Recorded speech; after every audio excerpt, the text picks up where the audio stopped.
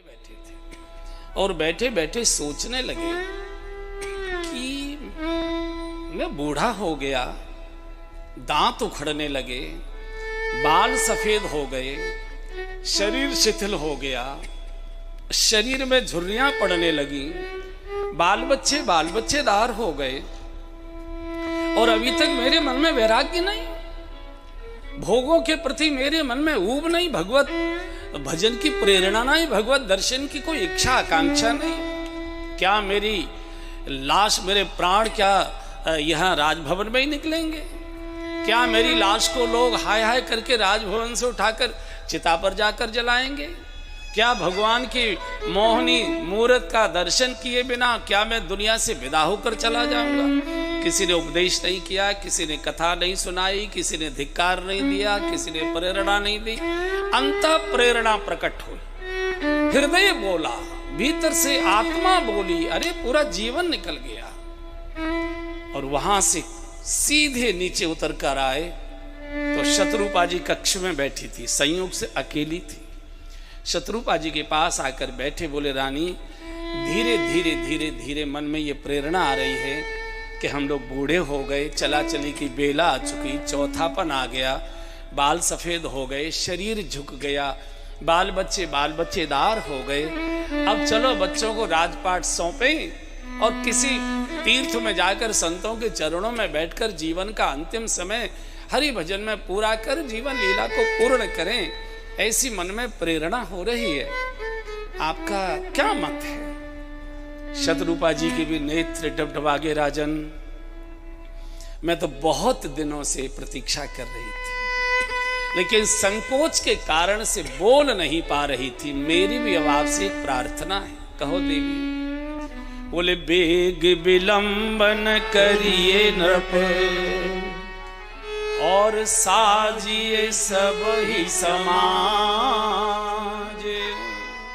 सुदिन सुमंगल तमहि जग,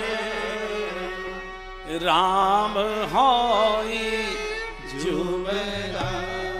राजन bag विलंब, देर मत करिए, तुरंत। क्यों? बोले दुर्गुण और दुर्विचार बड़ी जल्दी जल्दी मन में आते हैं और एक बार आ जाते हैं तो मन से जाने का नाम नहीं लेते। सद्गुण और सद्विचार ये कभी कभी मन में आते हैं और इतनी छोटी उम्र लेकर आते हैं कि आते पीछे जाने की बात पहले बोल देते हैं। आप अपना अनुभव देखिए, जब आप किसी मंदिर में जाते हैं तो घर से चलते हैं कि ये चढ़ा के आएंगे, कार से उतरते हैं तो सोचते हैं कि इतना करेंगे, और पहुंचते पहुंचते मंदिर के दरवाजे के अंदर प्रवेश करते करते अरे इतनी भीड़ में किसी को क्या पता लगता है, छोटा ही नोट चढ़ा दो, ऐसे। तो ये जो मन है ये बहुत चंचल होता है, बहुत चंचल। का राजन विलंब मत करिए, मैं तो बहुत दिनों से सोच रही थी घटना कैसे घटित होती है। मनु महाराज मन के प्रतीक है, शत्रुपा जी बुद्धि की प्रतीक है। बुद्धि सैकड़ों रूप बना लेती है, कभी ये कभी ये कभी ये कभी ये कभी ये कभी ये। मन और बुद्धि जब एक हो जाते हैं, मन में कोई बात आई और बुद्धि ने समर्थन कर दिया तो क्रिया होगी, कोई रोक नहीं सकता है। मन कहता है लेकिन बुद्धि तैयार नहीं है, समाज में बदनामी हो जाएगी तो भी रुक जाओगी। बुद्धि कहती है लेकिन मन नहीं मान रहा है तो भी घटना नहीं होगी। लेकिन मन और बुद्धि जब एक होंगे तो घटना होगी। समर्थन हो गया, तुरंत उत्तानपाद प्रियव्रत दोनों बेटों को बुलाया और महाराज पगड़ी पहने बैठे थे, पगड़ी उतारी और बड़े बेटे के शीश पर रख दी। बेटा अब तुम सब प्रकार से योग्य हो, समर्थ हो, प्रजा का पुत्रवत पालन करना, और हम तुम्हारी माँ के साथ पहले तीर्थों की यात्रा करेंगे, फिर किसी तीर्थ में बैठकर किसी संत के चरणों में भजन की शिक्षा दीक्षा लेकर और जीवन का समय भगवान के भजन में दर्शन करते करते छोड़ देंगे ये राज्य का भार संभाल। दोनों बेटे रोने लगे, नहीं पापा जी हम नहीं जाने देंगे, बिल्कुल नहीं। आप कोई राजकाज में रुचि मत लीजिए, आप बैठे तो रहेंगे, हम आपका कम से कम दर्शन तो करते रहेंगे, आप इतना अन्याय हमारे ऊपर क्यों कर रहे हैं? वृद्धावस्था में हर बेटा चाहता है कि मैं अपने माता पिता की सेवा करूं। कई बार अचानक किसी की मृत्यु हो जाती है तो जब बेटा रोता है तो यही कह के रोता है, मैं तो कुछ कर नहीं पाया, हम तो छू भी नहीं पाए, उठा बिठा भी नहीं पाए, हमको तो आ जाने दिया होता, उसी के बाद जाते। ऐसा कई लोगों ने, आप मृत्यु प्रसंग में आपने दृश्य देखे होंगे, तो दोनों बालक रोने लगे, नहीं नहीं हम नहीं जाने देंगे, आप कुछ मत करिए, आप द्वार पर बैठे रहिए, बस हम दर्शन करते रहेंगे। माता पिता तो साक्षात तीर्थ होते। और जब बच्चों ने ममता भरी भाषा बोली, राजा पिघल गया। पिघलना चाहिए था रानी को, क्योंकि बच्चों की ममता माताओं को बहुत होती है। बूढ़ी माताओं को किलबिल किलबिल किलबिल किलबिल बहुत सुहाया करती है। पुरुष तो थोड़ा सा सूखा रूखा होता है, लेकिन माताएं थोड़ी ममता की होती है। होना चाहिए था शत्रुपा जी को ममता में। अरे अब छोटे छोटे बच्चे हैं, देखो ना गुड़िया कितनी मुस्कुरा के बात करती है, देखो ना टोनू कैसा हंस हंस के बोलता है, तो ऐसा। लेकिन शत्रुपा जी समझ गई कि राजा फंसे, तो संकेत कर दिया, राजन कोई तिलक करके आपको विदाई नहीं देगा। ये घर परिवार की ममता अगर जबरदस्ती छोड़ोगे तभी छूटेगी, नहीं तो यही हाय हाय करके तुम्हारी लाश निकाली जाएगी। ऐसी स्थिति हो गई, संकेत कर दिया। और गोस्वामी जी ने लिखा है कि बरबस राज सुत ही तब दीना। गाइए, बरबस राज सुत ही तब दीना, नारी समेत गवन बन कीना, नारी समेत गवन बन कीना। बरबस छोड़ दिया। तो ममता बहुत कठिन होती है, ममता बहुत। अरे किसी गरीब को दे के आओगे, उसकी तो इतनी अच्छी तो उसको शादी में भी नहीं मिली होगी, और जब तक आपकी कार दिखाई देगी वो खड़ी खड़ी भाव में रोती रहेगी, कोई देवी आई थी, मैंने तो सोचा भी नहीं था, ये तो हमारे भाग्य में भी कभी नहीं थी, हम तो देख भी नहीं सकते। तो ममता जो होती है उसको छोड़ना, बरबस जबरदस्ती छोड़ो तो।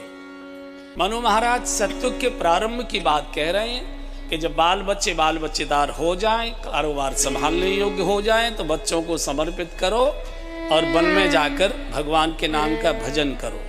ये सिद्धांत आज लागू नहीं होगा, तो आज के युग में नहीं होगा। और पहले जिस वन, जो राजा के राज्य में वन होता था, वन होता स्वतंत्र था, लेकिन वहाँ के राजा की जिम्मेदारी होती थी कि वन में रहने वाले साधु महात्मा ऋषि मुनियों की वो चिंता करे, रक्षण करे, भरण पोषण की व्यवस्था करे। आज तो मुश्किल हो जाएगी, आज ये युग नहीं है। इसलिए घर में ही रहिए, घर मत छोड़िए, तीर्थ में जाइए, तीर्थ का प्रवास करिए, लेकिन गलती से भूल से तीर्थ में स्थायी निवास मत करिए। मैं शब्द बोल रहा हूं, तीर्थ में आइए जाइए प्रवास करिए, लेकिन कभी भी तीर्थ में जाकर स्थायी निवास मत करिए।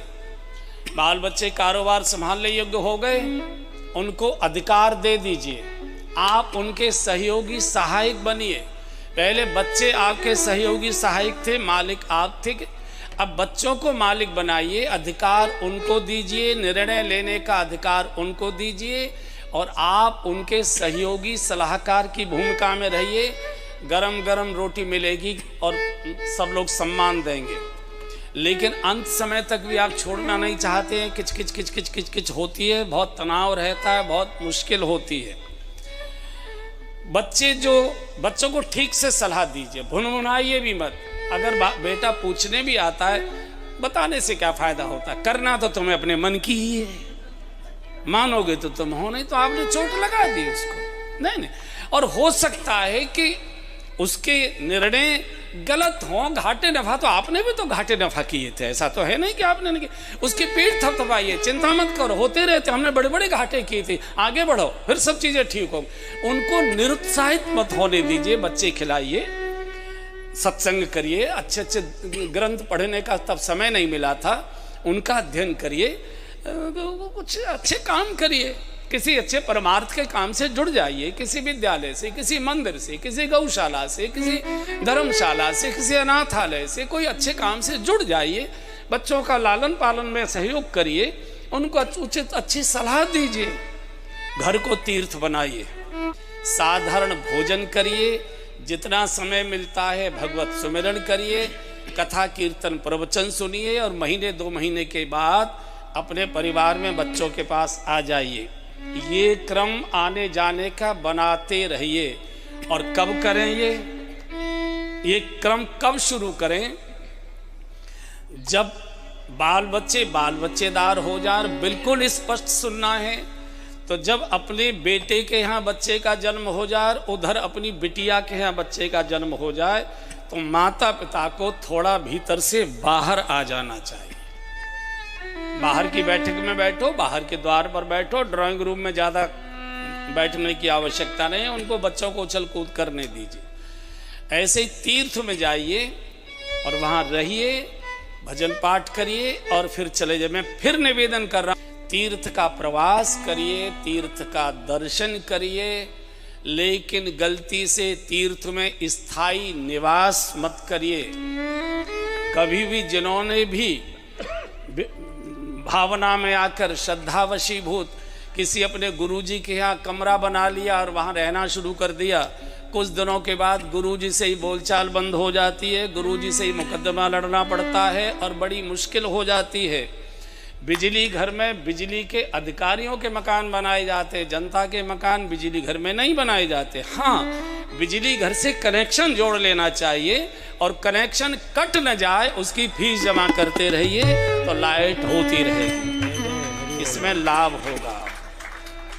जैसे तीर्थ हमारे आध्यात्म के वर्कशॉप है, जैसे गाड़ी अपनी सर्विस के लिए वर्कशॉप जाती है और वर्कशॉप में गई और मिस्त्री ने उसको धोया, कचरा कार्बोरेटर साफ किया, ये किया, कचरा वचरा साफ निकाला, क्रीम व्रीम लगाकर उसको पॉलिश वॉलिश कर लो बाबूजी ओके, आप ले आए।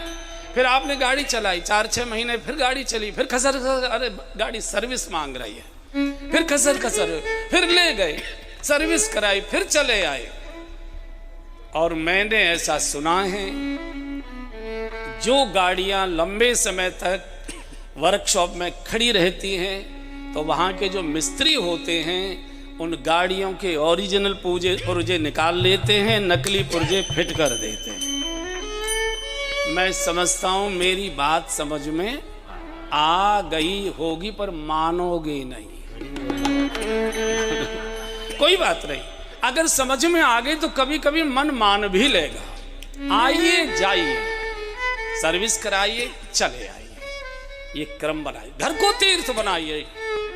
हमारे घर में तीर्थ की सुगंध चाहिए, वहां मर्यादा चाहिए, वहां धर्म चाहिए, वहां पूजा पाठ चाहिए, वहां दिव्य सामग्री की सुगंध चाहिए, वहां यज्ञ के धुएं उठने चाहिए, वहां वेद मंत्रों का उच्चारण होना चाहिए, वहां गीता के श्लोक गायन होना चाहिए, वहां रामायण की चौपाई गुनगुनाई जानी चाहिए, सायंकाल बैठकर बच्चों के साथ हनुमान चालीसा का स्वर मोहल्ले वालों को सुनाई पड़ना चाहिए। ये भारत की परंपरा थी। तीर्थों में ऋषि मुनि रहते थे और वहां जाते आते थे, दर्शन किया और चले आते।